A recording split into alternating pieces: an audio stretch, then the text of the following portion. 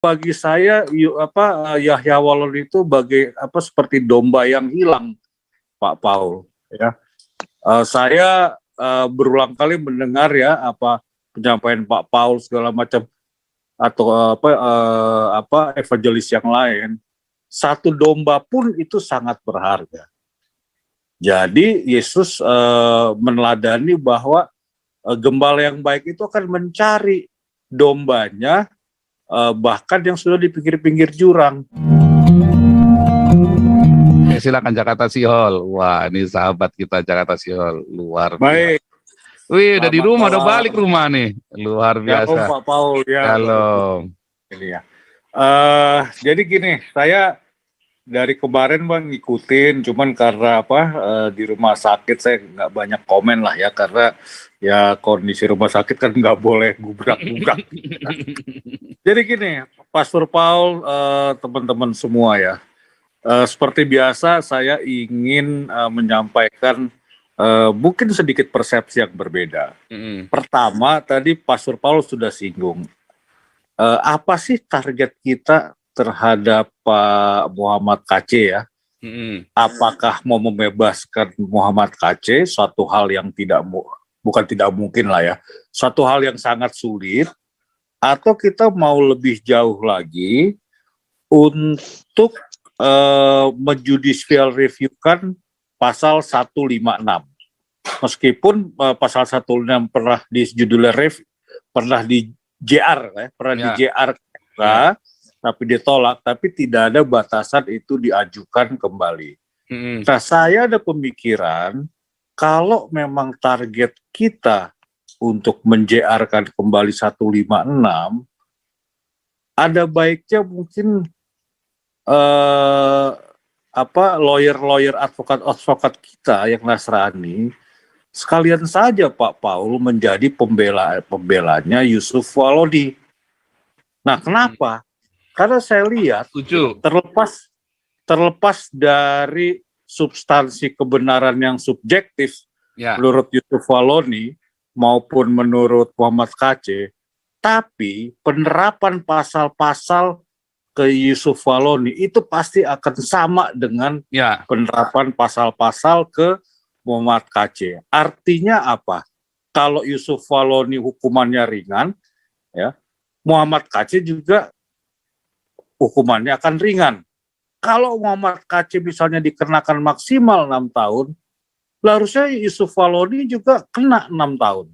Kira-kira konsep saya seperti itu. Jadi yang kedua ya, kok bagi saya Yahya Walon itu seperti domba yang hilang, Pak Paul ya. Saya berulang kali mendengar ya penyampaian Pak Paul segala macam atau evangelis yang lain. Satu domba pun itu sangat berharga. Jadi Yesus meneladani bahwa gembala yang baik itu akan mencari dombanya, bahkan yang sudah di pinggir-pinggir jurang. Jadi mungkin ya di sebelah sana juga kalau Pak Yusuf Waloni itu semacam kesulitan ya kita inilah ya teman-teman yang lawyer yang Kristen ya mungkin ya sama-sama turunlah membela Yusuf Waloni. Siapa tahu seperti itu teman-teman bisa menemukan kembali domba yang hilang. Demikian itu pendapat saya, Pastor. Terima kasih, Tuhan berkati. Saya setuju ya. Jadi kita tidak menutup kemungkinan untuk melakukan pembelaan terhadap terhadap Yahya Waloni. Ya, artinya kita ingin menghendaki semua penista agama ini dipenjara bukan karena kebencian kemarahan kita karena mereka menista, bukan. Tapi karena kita meminta keadilan pasal 156 dan Undang-Undang Penistaan Agama 1965 ini. Tetapi alangkah baiknya apabila kita juga, kalau perlu kita juga tanya, Yahya Waloni kalau nggak ada yang ngasih makan di dalam, kita kasih makan juga. Betul. Gitu loh. Ya, tapi kalau dia minta limosin ya kita nggak kasih, kurang ajar namanya kan. Nah, tapi kalau dia cuma minta lawyer, nggak ada yang mau bela dia, karena orang semua takut cuci tangan ya kan, kita bela. Ya, dan kita bela dengan profesional, ya kan. Dan bayarnya jangan pro bono, kita benar-benar bayar, lakukan pembelaan Tapi kita tahu pembelanya bukan Yahya Waloni dilepaskan, tetapi kita mau minta judicial review ini. Itu arahnya kita mau ke sana. Jadi artinya undang-undang penistaan agama ini bagi semua orang. Kalau memang Yahya Waloni mendapatkan pencerahan dalam Islam, itu haknya dia. Ketika dia mempelajari Kristen dan ada yang nggak beres dalam Kristen, itu haknya dia. Tetapi jangan sampai ketika ada orang Islam yang mendapat pencerahan yang sama seperti KC, lalu di penjara, lalu Yahya Waloni boleh lepas, KC nggak boleh lepas, nggak bisa juga. Ya, maksudnya seperti itu, Pastor. Iya, harus begitu.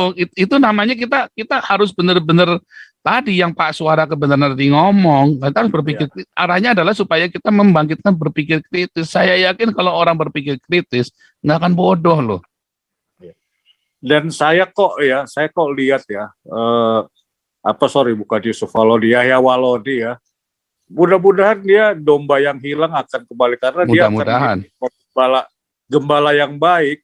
Dombanya ada di tepi jurang di mana tetap akan dicari supaya kumpul lagi. Itu Pastor Paul, terima kasih semuanya. Tuhan memberkati. Amin. Iya, amin ya. Jadi makanya kita bukan sedang mau bermusuhan terus mau ngajak perang, ayo kuat-kuatan. Oh enggak ya. Hati-hati ya dengan saya lihat memang ada beberapa penangkapan seperti itu ya di YouTube ini. Jangan sampai kita terjebak di dalam permusuhan ya. Kalau kita tidak memusuhi mereka. Ya, betul. Ya. Itu teman-teman YouTube yang lain saya lihat mulai ada kebencian, ada kemarahan yang enggak, saya pun tidak pernah benci mereka ya. Makanya kita kasih makan. Ya, itu harus biasakan. Saya bilang kemarin di channel YouTube-nya siapa, salah satu itu berkata, saya bilang kalau kita marah-marah ya apa bedanya sumbu pendek sama anak buahnya? Iya, nggak ada bedanya, betul. Nggak ada bedanya sumbu pendek kita juga. Nggak ada bedanya, makanya. Padahal kita beda harusnya kan. Jadi banyak orang juga menyangka saya sumbu pendek. Oh enggak, karena perjuangan belum selesai. Justru yang kita perjuangkan ini adalah kebebasan berpikir, judicial review-nya tadi.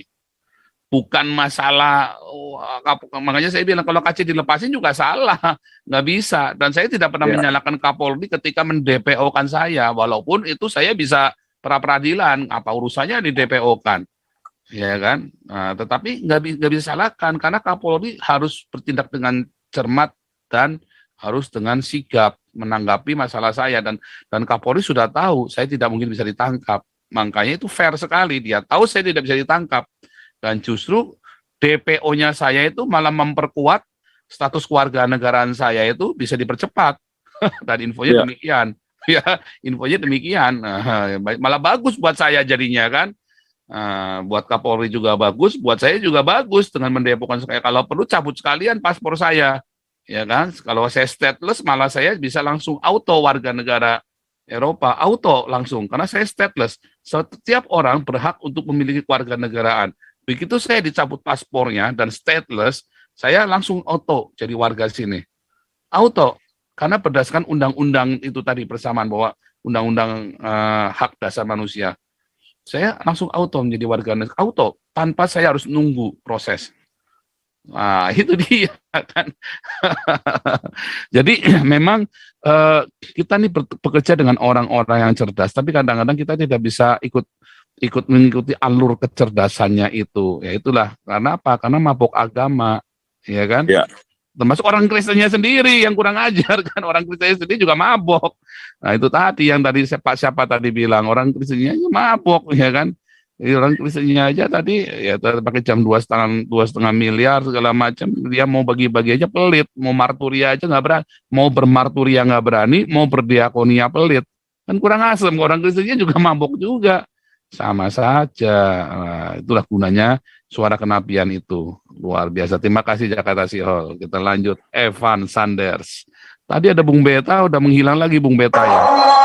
Waduh, apa lagi nih? Wow.